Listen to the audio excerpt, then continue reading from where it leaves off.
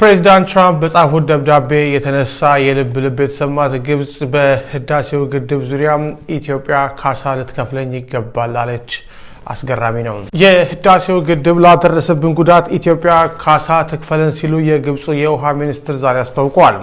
የግብጽ ውሃና መስኖ ሚኒስትሩ ሃኒ ሱሃሌም የኢትዮጵያ ታላቁ ህዳሴ ግድብ ላደረሰው ጉዳት ግብጽና ሱዳን ካሳ ሊከፈላቸው እንደሚገባ አስታውቀዋል።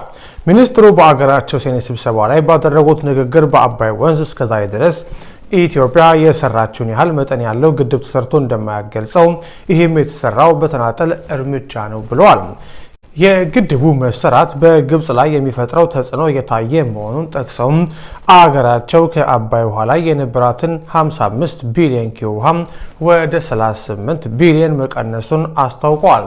ጨምሮም እኛ የአባይ ወንዝ ድርሻችን 55 ቢሊዮን ኪዩብ ቢሆንም የአገራችን የውሃ ፍላጎት ግን 88.5 ቢሊዮን ኪዩብ ነው ብለዋል።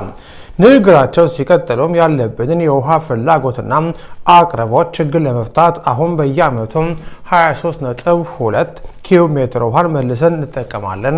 እንዲሁም ውሃን በማከሚያ መንገድ ደግሞ 4.8 ቢሊዮን ኪዩብ እናገኛለን ያሉ ሲሆን በመላው ዓለም የአንድ ሰው አማካኝ የውሃ ፍጆታ 1000 ሜትር ኪዩብ ሆኖ ሳለ በአገራቸው ግን ይህ 500 ሜትር ኪዩብ ብቻ መሆኑን አስረድተዋል ሲል ኢጂፕት ኢንዲፔንደንት ዘግቦ ተመልክተናል።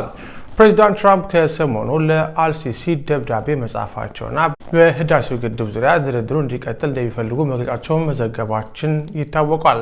ትራምፕ ያሰቡት ድርድርም የአፍሪካ ህብረትን ያገለለ እንደሆነ ይታወቃል። የኢትዮጵያ መንግስት እስካሁን ድረስ በዚህ ጉዳይ ላይ የሰጠው መግለጫ የለም።